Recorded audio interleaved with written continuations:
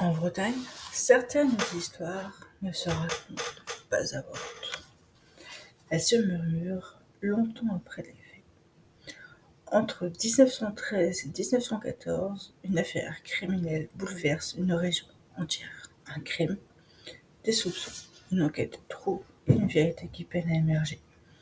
Cette histoire, c'est celle de l'affaire Cadieux, ou autrement plus connue sous le mystère de la Grand Palu. Un fait divers ancien, oublié de beaucoup, mais qui a profondément marqué les esprits à la veille de la Grande Guerre. L'enterrement. Aujourd'hui, au Café à l'Histoire, je vous propose de revenir sur ce drame, d'essayer de comprendre les faits, le contexte et de redonner une voix à une affaire qui a laissé une trace sombre dans l'histoire moderne. L'affaire Cadieux, également appelée le mystère de la Grande Palu, est une affaire criminelle bretonne ayant eu lieu entre 1913 et 1914, dans laquelle Louis-Pierre, ingénieur employé à l'usine de la Grand Palu près de Landerneau, est accusé du meurtre du directeur de l'usine, Louis Cadieux. Le procès est programmé pour fin 1914 et reporté à cause de la Première Guerre mondiale. Convoqué en 1919 devant les assises du Finistère, qui se situent à Quimper, Louis-Pierre est acquitté. L'assassin n'a jamais été retrouvé. De nombreux rebondissements interviennent dans l'affaire. Des Allemands qui sont aux commandes de l'usine, une voyante qui indique où se trouve le corps du disparu, une autopsie ratée, un courrier anonyme qui indique comment faire la contre-autopsie, un accusé qui ne sait plus quand il achète un pistolet, des témoins qui changent de version plusieurs reprises, des hommes politiques corrompus, un juge un peu perspicace qui fait une confiance aveugle à un mythomane et des journalistes qui font avancer l'enquête avec l'aide des brigades de tigres. Le contexte. L'histoire de l'usine de la Grand Palu. Afin de contourner les barrières douanières entre la France et l'Allemagne, l'Allemand Peter Timmig souhaite créer une usine à proximité de Brest. Il fonde en 1907, à 3 km de Landerneau, au lieu de la Grand Palu, une usine de blanchiment de coton pour la fabrication de poudre sans fumée pour l'armée. La direction technique de l'usine est assurée par un ingénieur allemand. Un homme de paille est à la direction de l'usine, le maire de Landerneau de l'époque. En 1909, l'usine est rayée de la liste des fournisseurs du ministère de la Guerre pour 2 raisons. Problème de qualité des produits livrés à l'armée, mais surtout du fait de la nationalité allemande du bailleur de fonds. C'est la faillite assurée pour l'entreprise, car il n'y a plus de débouchés. Une nouvelle société est fondée par la famille Cadieux en 1919 qui rachète l'usine à Grand Palu. Elle a pour directeur Louis Cadieux et un nouvel ingénieur, Louis-Pierre, est embauché pour diriger la fabrication. L'usine redevient un des fournisseurs des poudreries nationales du Moulin-Blanc et d'Angoulême. Les affaires sont extrêmement prospères, mais fin 1913, le ministère de la Guerre prévient le directeur qu'il est rayé des fournisseurs de l'armée pour des problèmes de qualité. Encore une fois.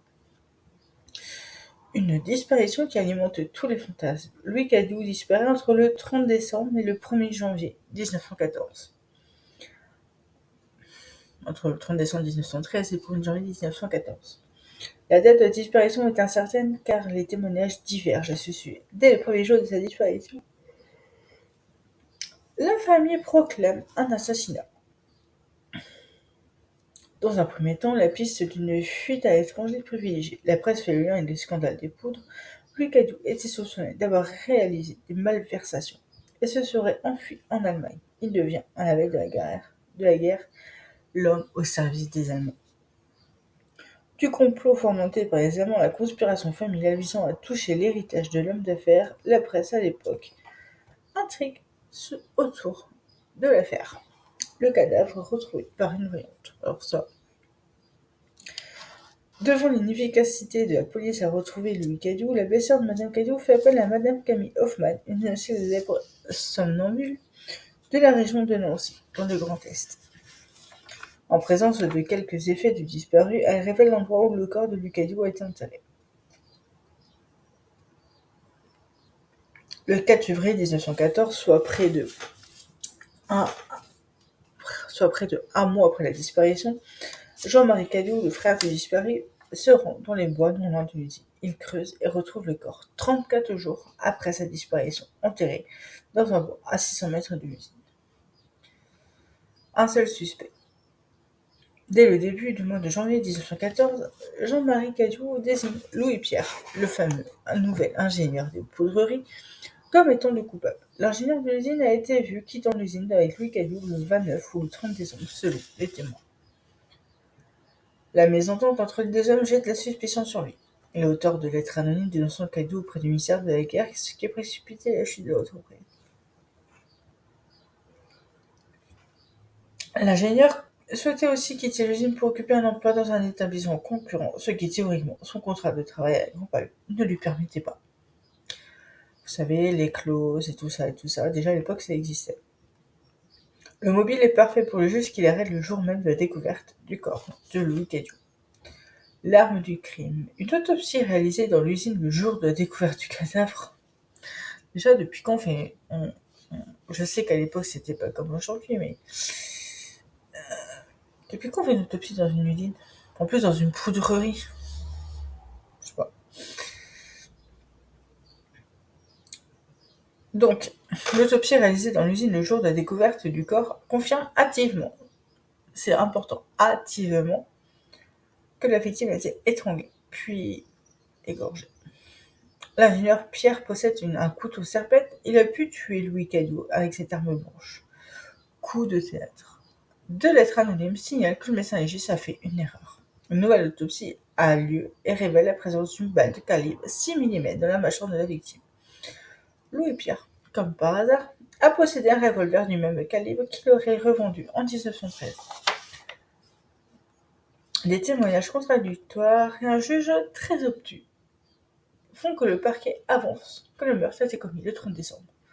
Or, il y a des contradictions entre les dépositions de la majorité des employés de l'usine qui affirment avoir vu Louis Cadiou et l'ingénieur Louis Pierre sortir ensemble.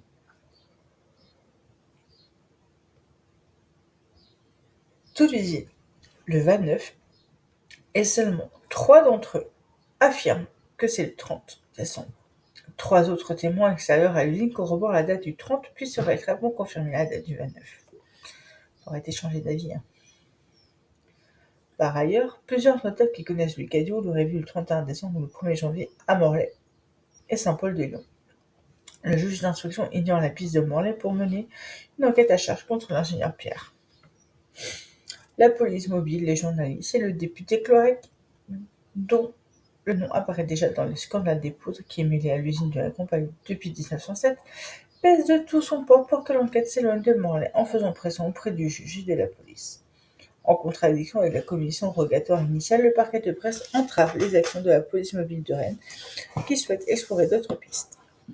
Les brigades du Tigre décident alors de communiquer des éléments de l'enquête aux journalistes. Face aux révélations des journaux, le juge est obligé de demander à la brigade mobile d'enquêter sur des pistes qui s'écartent de la tête officielle. La presse et l'opinion publique soutiennent l'ingénieur Pierre et après 110 jours de captivité, il est remis en liberté. Le procès a lieu après sa libération. Louis Pierre est renvoyé devant les assises du Finistère le 29 juillet 1914. La France entra alors en guerre. 4 jours plus tard, le procès est ajourné. Son procès se tient finalement à l'automne 1919. Après 5 jours de débat, Louis Pierre est alors acquitté à 11 voix contre 1 et remis en liberté le 31 octobre suivant. Le drame de la compagnie restera jamais un mystère. L'histoire de l'usine. En 1905, l'industriel allemand Peter Temmin de Bull a pour projet de créer en Bretagne une usine de coton-poudre. Le site de production ferait du blanchiment de coton pour fabriquer la poudre sans fumée des munitions. Avec l'aide de l'avocat conseil Émile Clorec, tiens, il est revenu celui-là. La société d'exploitation de la Grand Palu est fondée avec à sa tête, comme prénom, Julien Legrand, alors maire de Landerneau. Le 6 juin 1907, Julien Legrand achète en son nom, au prix de 18 000 francs, anciens francs pour ceux qui ont connu les francs 90, là ce sont des anciens francs, un ancien moulin au bord de la rivière Elorn à André Huchard pour y installer l'usine, qui entre en service la même année. Les capitaux sont allemands, même si la société est au nom de Legrand. Fin 1908, l'usine de la Grand Palu est exclue de la liste des fournisseurs de poudrerie nationale pour le ministère de la Guerre au motif que l'usine fonctionnait avec des capitaux et un personnel technique allemand.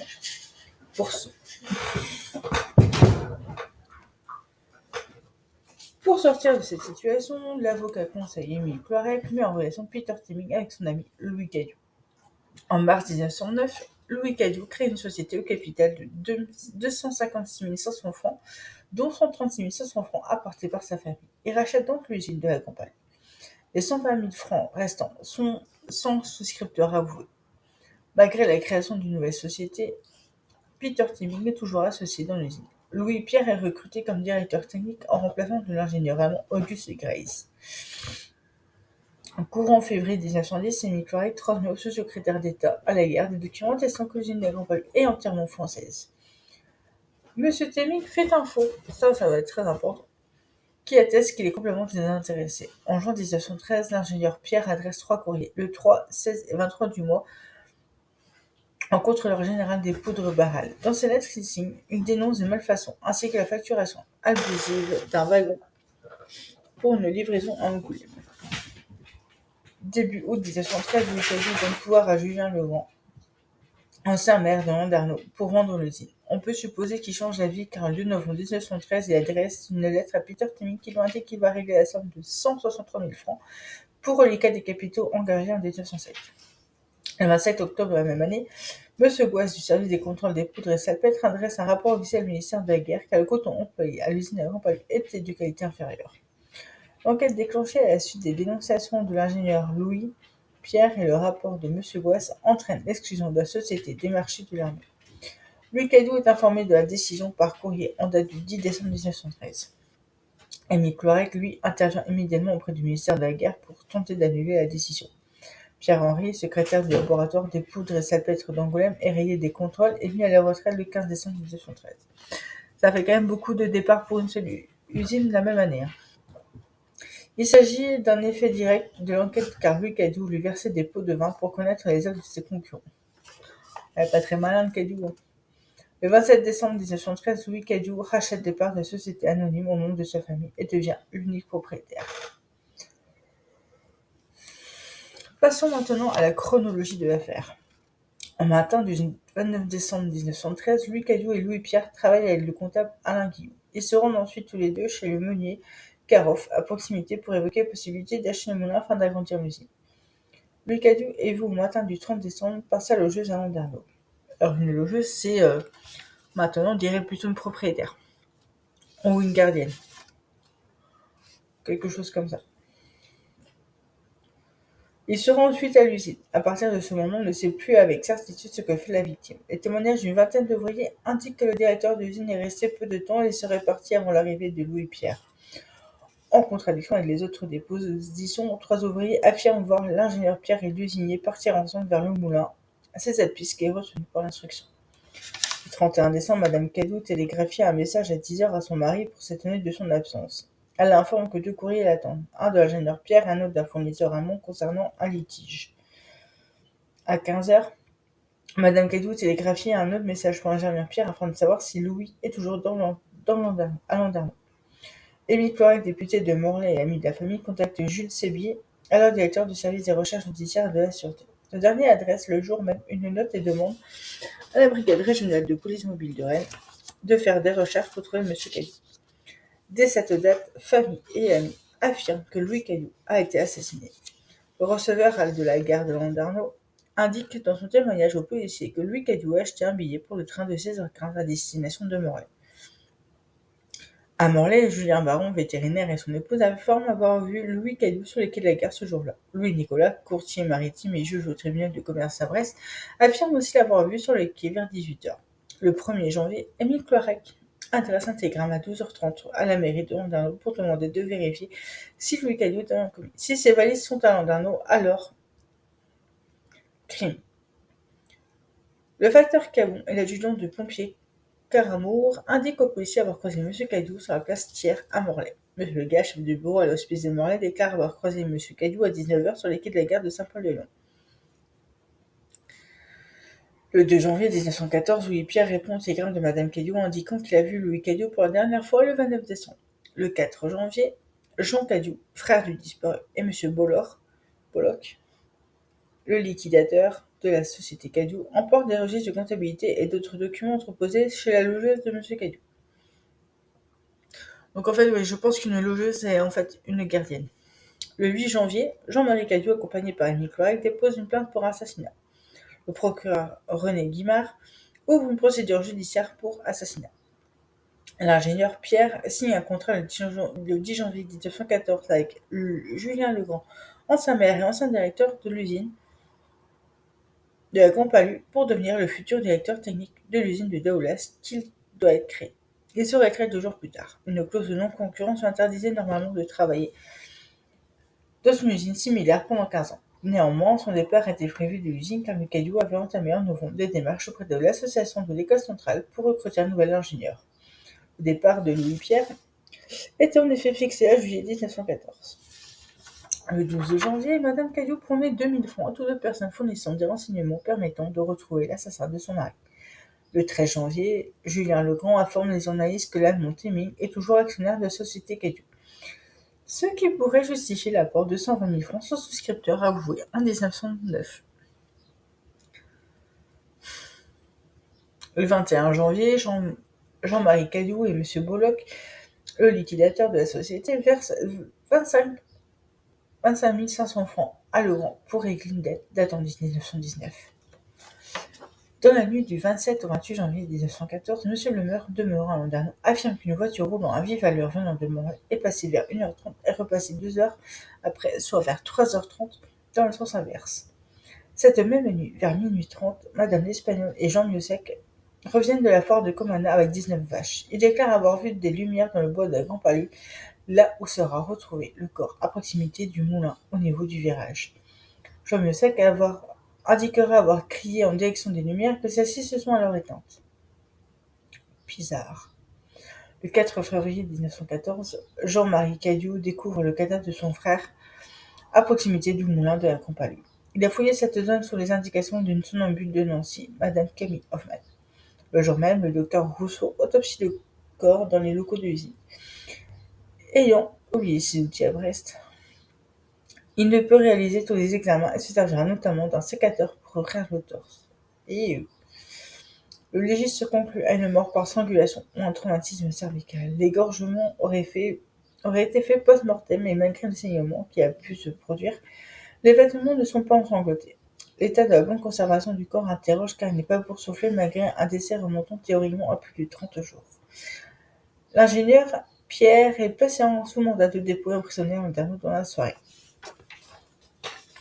Le couteau de l'ingénieur et une pioche sont saisis car pouvant être une arme du crime. Le 7 février, l'expertise de la pioche conclut à des traces de rouille et non des traces de sang. Les poils qui y étaient collés sont de lapins qui corroborent les affirmations de Louis Pierre. Le docteur Rousseau déclare dans la dépêche de Brest du 12 février qu'il croit depuis le début que l'égorgement était fait pour masquer des traces de strangulation et faire croire à un assassinat dans le bois.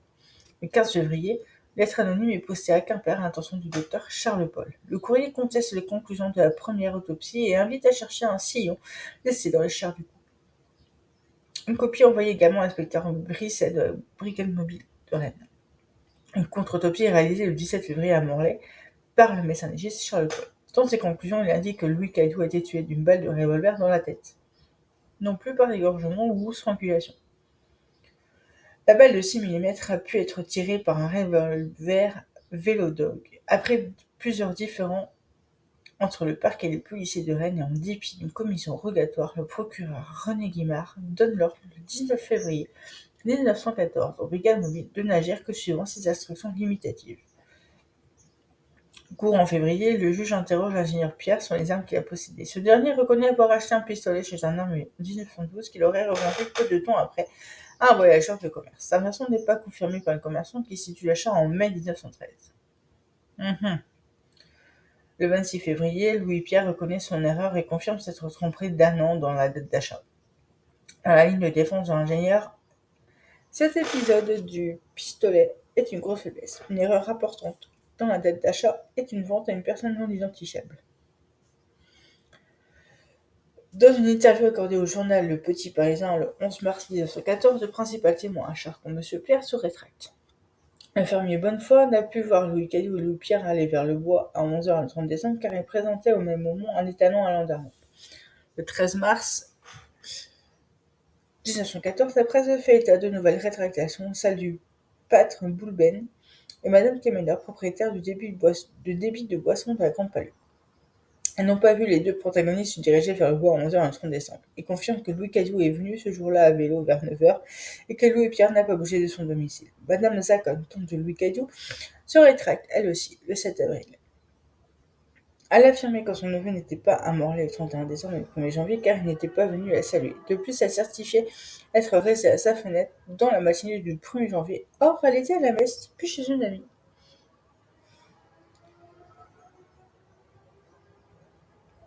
Le 17 avril 1914, le docteur Paul confirme à la presse qu'il ne peut pas faire expertiser l'événement qu'il a reçu du juge car ce sont passés portés par Louis Pierre le jour présumé de l'assassinat de M. Caillou. Un événement tragique se produit le 6 mai 1914. Pierre-Henri, ancien informateur et bénéficiaire de pots de vin de Louis Caillou, saute la vie sous un train en gare de Vitry-sur-Seine quelques jours avant sa convocation par le juge Gustave Bidart de Lannoy. Dans un courrier publié dans les journaux du 13 et 14 mai 1914, Claude Farrer apporte son soutien à Louis Pierre. Ce court texte ironique de l'officier de la marine des prix Goncourt 1905 relie l'affaire Caillou et l'affaire des poudres. Après 110 jours de détention à la suite de la rétractation de nombreux témoins et en l'absence de preuves tangibles, Louis Pierre est remis en liberté provisoire le 25 mai 1914. Le 28 mai, M. Cohn-Abrès, chef du laboratoire toxicologique, remet son rapport. Il n'y avait de sang ni sur la pioche, ni sur le couteau serpette de Pierre et les taches qui y avaient attiré l'attention des magistrats enquêteurs sont des taches rouges, ni plus ni moins.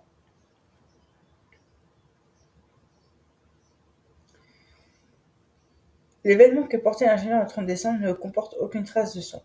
L'armurier expert de Saint-Étienne, Jean Grivola, remet son rapport d'analyse balistique le 4 juin 1914. Il est formel sur 2 points. La balle de 6 mm qui a été retrouvée dans la mâchoire de la victime a été fabriquée par la cartoucherie française et tirée par un vélodrome. Le revolver et la cartouche ont pu être vendus par l'armurier Marie de Landerneau. On ne peut affirmer que le projectile a été tiré par le pistolet que Pierre a possédé car on n'a pas retrouvé l'arme. Dans son arrêt de renvoi du 9 juillet 1914, le juge d'instruction Bidart de Lannoy expose le mobile du crime. Louis-Pierre souhaitait s'engager dans la nouvelle usine de Daoulas. Son contrat lui interdisant de travailler dans une usine similaire pendant près de 15 ans, soit jusqu'en 1929, approximativement.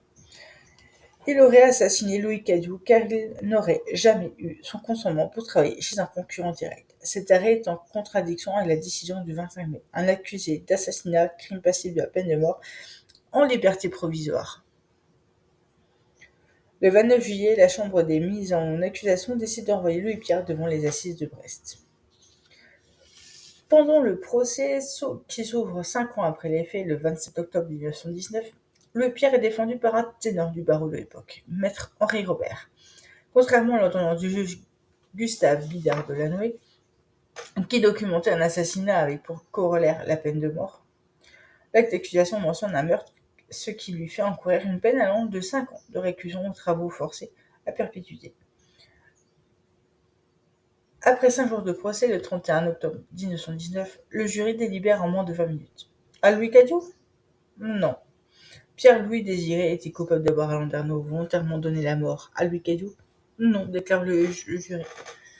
Volontairement, le verdict est rendu par 11 voix contre 1. Louis Pierre est acquitté et remis en liberté sur le champ. Alors, maintenant on va passer aux causes possibles de l'échec de cette instruction. Dans cette affaire, les meilleurs policiers brigades mobiles de Rennes ont enquêté.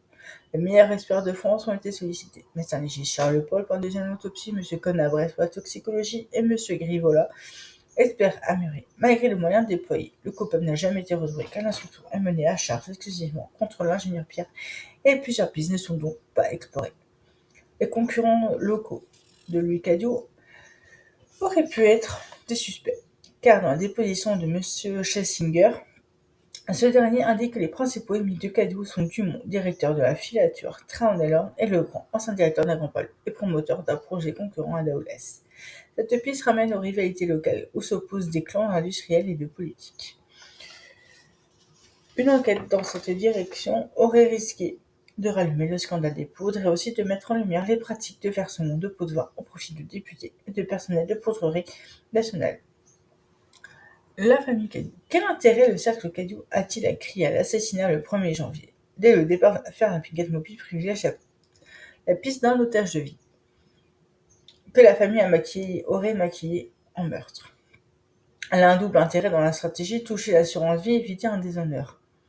Oui, car à l'époque, se suicider était un grand déshonneur, car les Français, et surtout les Bretons, étaient très croyants. Peu de personnes croient aux révélations de la somnambule qui permettent aux frères du défunt de trouver les corps. Cette histoire ne fait que renforcer les convictions de la brigade de Tigre-Redez. Ensuite, la famille insiste pour faire une contre-autopsie qui conclut à un crime sans équivoque. Le courrier anonyme transmis la veille de l'autopsie qui demande de chercher dans le coup a pu être rédigé par un ami de la famille. Selon la police, il pourrait s'agir du docteur Proof de Morlaix, mais le parquet refusera de faire les expertises graphologiques. Alors, une expertise graphologique, ça permet de savoir qui a écrit quoi. Surtout dans des affaires comme ça. Malgré plusieurs mensonges et dissimulation de documents, le clan Cadieux n'a jamais été inquiété par les juges d'instruction. Tu m'étonnes. Au parquet de Brest, le procureur René Guimard porte en grande partie l'échec de l'enquête, notamment en ayant imposé une piste de Landerneau au détriment de la piste de Morlaix. Il accorde aussi une importance au témoignage de gardiens de nuit, Jacques Bossard, qui sont tous à la charge du prévenu. Mais finalement, l'instruction prouve qu'ils se sont controués. Par ailleurs, il a expressément interdit à la brigade mobile de travailler en dehors des instructions du juge d'instruction ou de lui-même, contrairement à la saisie initiale. Par ailleurs, pour contourner cet ordre, les policiers se servent de la presse en informant quelques journalistes de confiance de l'élève pour les lancer sur les pistes qui leur sont interdites comme enquêter du côté de Morlaix. Ainsi guidée, la presse commence à publier des informations déstabilisatrices pour la thèse du parquet de Brest, ce qui a conduit à la rétractation de nombreux témoins. Face à ces fuites, le procureur Guimard rédige une circulaire pour interdire aux policiers toute communication avec la presse. Le journaliste ne cesse de dénoncer l'obstination du parquet qui refuse de libérer Louis-Pierre malgré l'absence de charges et de preuves. Le procureur manœuvre aussi pour surcharger la brigade mobile de tâches répétitives ou inutiles et les fait surveiller par les policiers de Brest. L'échec de la collaboration entre le parquet de Brest et la mobile de Rennes marqua l'histoire des brigades mobiles. Mersenne Nadeau donne la conclusion de cette histoire. Par l'impéripétie d'un juge d'instruction, par obstination d'un parquet aveugle, les vrais coupables ont pu nous échapper. Alors, pour vous,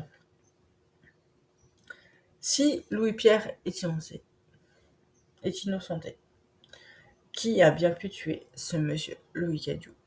Sa famille? Des concurrents? Une maîtresse? Je vous laisse me dire ce que vous en pensez dans les commentaires et on se retrouve bientôt pour une nouvelle vidéo qui partira à Brest en 1947. Je ne vous en dis pas plus, mais cette affaire est digne d'un mystère oublié, mais surtout d'une série Netflix sur l'affaire. Je vous dis à bientôt et on se retrouve pour la vidéo sur le cargo Ocean Liberty.